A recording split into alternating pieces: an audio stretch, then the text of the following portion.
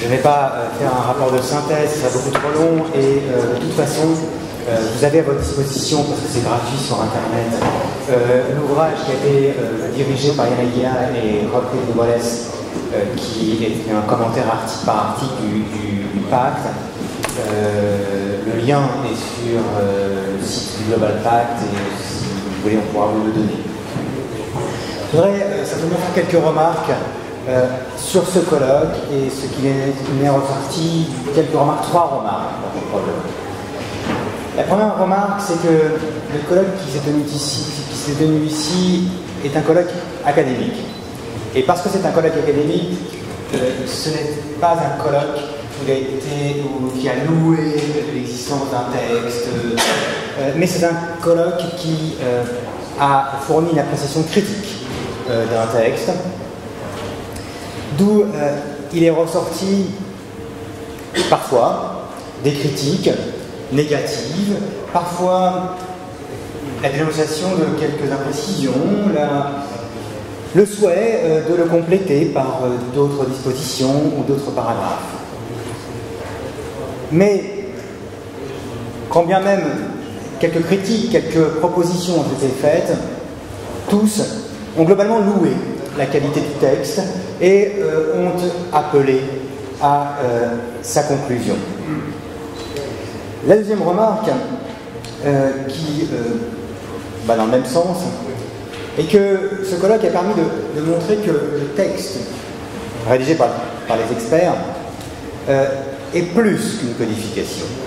C'est plus qu'une codification, c'est d'abord une codification, mais c'est aussi un texte innovant. Innovant en tant qu'il consacre des principes qui n'étaient pas dans la déclaration de Rio, innovant en tant qu'il met en exergue des règles qui étaient un peu en sourdine dans l'ordre juridique international. Je pense tout particulièrement au principe de résilience ou au principe de non-régression, mais il y en a d'autres. Innovant par les formulations qu'il retient de tels ou tels principes qui sont bien connus du droit de l'environnement. Ma troisième remarque est que ce colloque a montré qu'il s'agit d'un texte utile. Il s'agit d'un texte utile, on l'a dit à propos de tel ou tel principe, on l'a rappelé, on l'a dit même à l'instant, le dernier orateur l'a dit à l'instant, le principe de précaution n'est pas consacré aussi largement et il est utile pour un juge, pour un organe d'application du droit de l'Union européenne, du droit interne, de bénéficier d'un texte de droit dur qui lui permette de l'appliquer à des questions, à des problèmes de droit interne. Utile pour certaines catégories d'États, utile pour les États en développement, on l'a dit, utile pour certaines catégories de population, les déplacés environnementaux, certaines minorités, on l'a dit à plusieurs reprises, et plusieurs communications ont porté sur ces minorités-là. Utile pour les juges, dans un contexte où le multilatéralisme est mis à mal, c'est un euphémisme, il est toutefois inquiétant de penser à l'avenir du pacte. Sera-t-il même inscrit à l'ordre du jour de l'Assemblée générale des Nations unies? L'Assemblée générale des Nations unies appellera-t-elle, ouvrira-t-elle des négociations formelles? Et que résultera-t-il de ces négociations formelles? On ne peut pas le savoir, mais actuellement la situation est sombre. Et c'est la raison pour laquelle il nous faut passer sans doute de l'analyse à l'action. Nous avons décidé de profiter de votre présence, de profiter de l'occasion pour lancer un appel de la Sorbonne, et j'appellerai dans quelques instants un certain nombre d'experts, de professeurs, pour venir le lire. Mais avant ça, je voudrais juste adresser quelques remerciements. Un remerciement au Club des juristes, mais un remerciement aussi à tous les doctorants, tous les étudiants qui nous ont aidés pendant ces 2 jours. Un remerciement aux traducteurs qui ont fait un travail remarquable.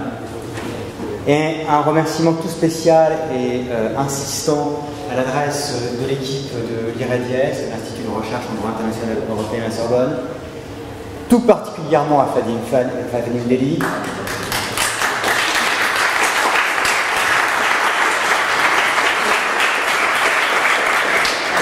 qui ont travaillé nuit et jour pour que cet événement puisse se tenir hier et aujourd'hui. J'appelle désormais Nicolas Williamson, Pilar Moraga, Ginevra Levoli et Nilüfer Oral pour venir nous lire la déclaration. Et je vous propose, vous tous, de venir derrière pour soutenir. Moi, ceux qui le veulent, cet appel. So this is the Sorbonne call to action for the adoption of a global pact for the environment.